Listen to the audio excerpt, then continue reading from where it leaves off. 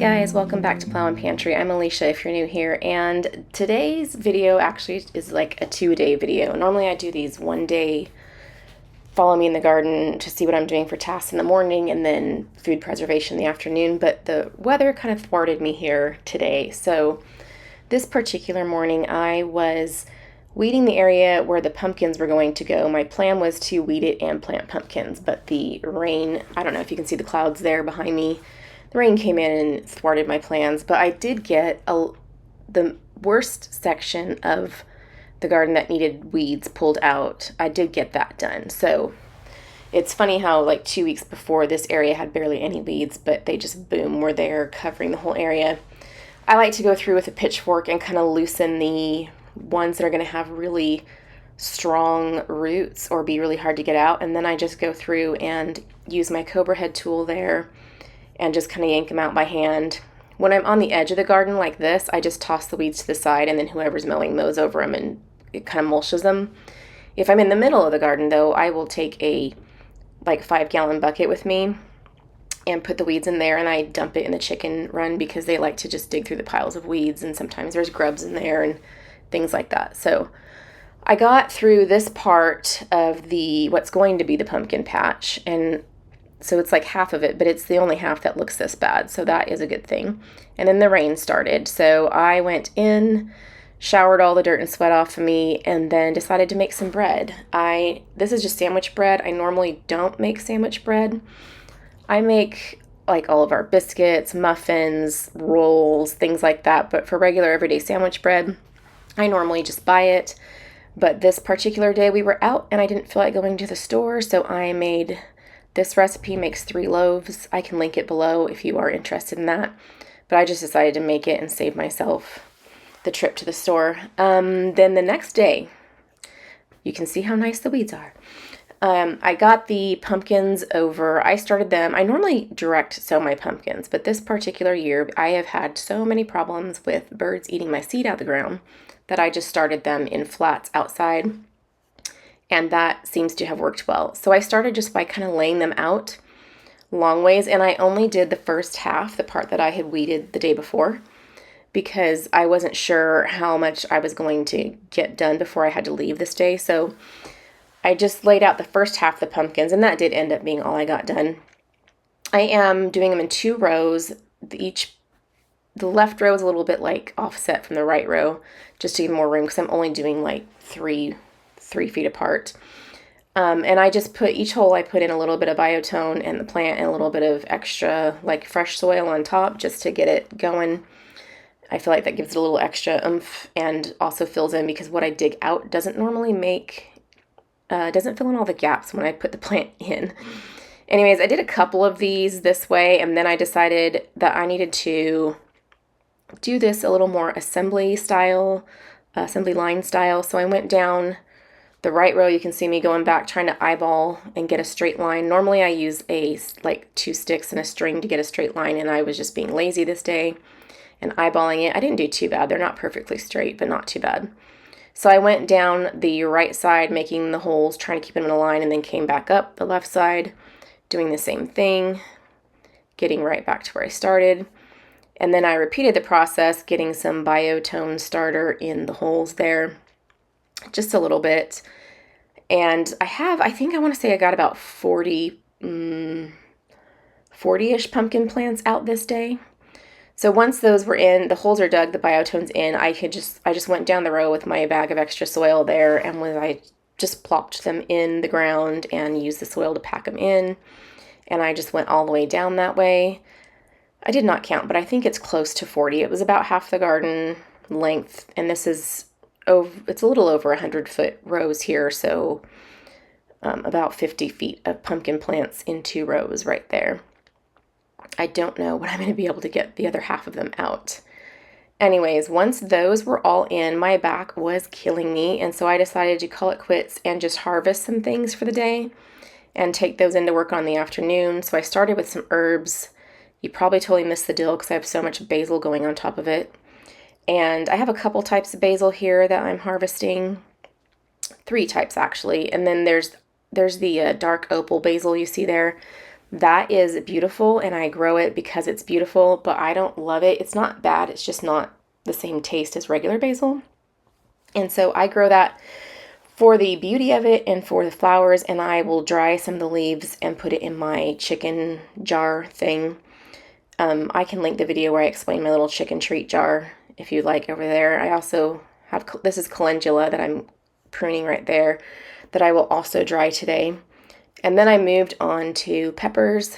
These first two plants are both jalapenos, and they were loaded, and they were also falling over. So I was pruning off jalapenos and then also using flower stakes to get the plants to stay upright a little better.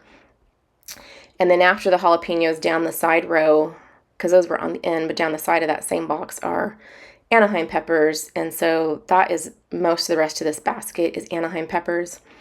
I use Anaheims for my green chilies. I just roast them and can them, so that's what we'll do with these. And then I moved over to a different pepper box. This one had some California Wonder bell peppers, some Lesia that were not ripe yet, and then I noticed that I had some natapenos, and so I had to go get another basket for the natapenos because I cannot have the jalapenos and the natapenos in the same basket. I can't tell them apart. And then it was moving on to the banana peppers. I do like to let the banana peppers grow and ripen to different stages. You can eat it in any stage from green to red, but I like to we make pepperoncinis or pickled pepper rings out of these, and I like to have a color variety in my jars for that. So I did that. Then I went down to the middle of my garden where I have the potatoes and onions, and there's a long row of just various peppers. These are new purple ones I am trying this year. They're pretty good. They taste very similar to regular green bell pepper. They're just a little more, they're thinner walled, a little lighter flavor, but a green bell pepper flavor. So after I went inside and showered all the dirt and grime off, I started with the herbs, and I had them sitting in a giant bowl of cold water while I was in the shower so that they could get some dirt and stuff off. And then, so I'm just pulling them here and getting them onto dehydrator trays. I have decided after years and years of growing and preserving basil that I prefer to get the leaves off just by holding it upside down and trimming the big leaves. I have tried various things, like you hold it from the tip and you strip the leaf backwards, and I still end up wasting time pulling off the stems. I've tried stripping tools. Nothing really works well, and I think I've just decided to hang things upside down. Doing calendula here too, getting the buds off and onto a tray. But back to the basil, I'm on a second tray of basil here. The waste of it, I have the chicken tub sitting there too. So a lot of these have flower tips. I don't want the flower tips. And I just trim off the big leaves, and I'll leave small ones for the chickens because they love it too and it's good for them.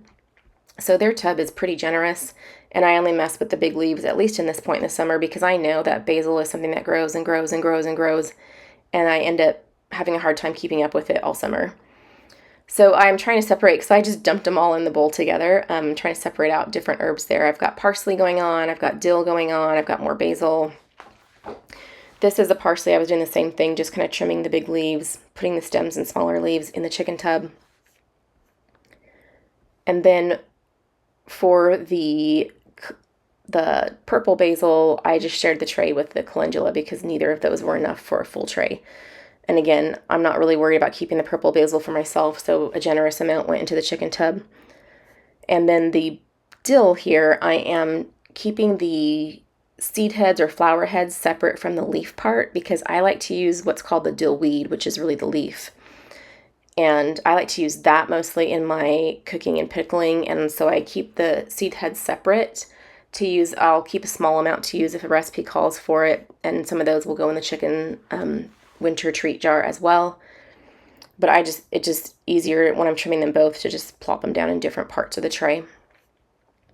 So after I got those into the dehydrator, I decided I was just going to go easy on myself and put all of the peppers in the freeze dryer except for the banana peppers that I'm pickling and the Anaheims that I want to make green chilies with. So what I had the most of were the green bell peppers, so that tray got pretty full. The other ones, I had a couple of these light yellow ones that I got onto its own tray. I decided to just keep them separated by trays. So some trays were full and some trays were not. but I have the yellow bell peppers, and these keep really well in winter. They're so easy to add to things. All of the peppers freeze-dried are. Jalapenos here, I did pull most of the seeds out and just put rings there because I can use the rings for a lot of different things. I can throw them in salsa when I make it in the winter. I can make more cowboy candy if I'm out. I can rehydrate them and use them like a fresh jalapeno. Peppers rehydrate pretty darn well. So I pulled the seeds out of the top parts of the jalapenos, but made little sliced rings for the rest of it. And so I ended up with 4 trays of peppers between the purple, the yellow, the green, and the jalapenos. And then I started on pickling those peppers. I always have a hard time saying it because I want to say pepperoncinis because that's what I make them. But they are banana peppers. I have them sliced up over there. You can't see them. I've got my jars in that canner there getting hot and sterilized. And I'm just starting on the brine, which is your typical vinegar, salt, whatever brine. Once that is boiling, all the way boiling, I get the jars out and then I'm packing the peppers in. I didn't have that many different colored ones, but I still tried to kind of spread them around a bit. And anything that I pour brine over, I'm trying to pack down pretty tight. And then I get the brine in here. I use apple cider vinegar. That's why my brine is brown instead of clear like what you would buy in a store. But I like the flavor of that, so that's how I do it. And then I just debubbled. I had to take a pepper or 2 out for the space and wipe the rims and get the jars lidded and ringed and then put in the canner. And that was as far as I got today. I did not get to the Anaheims. I will have to do them tomorrow. But I was out of time. This was dinner time and I needed to get food on the table. So thank you so much for joining me on my adventures today. And I hope that you guys like, subscribe, and I see you on the next video.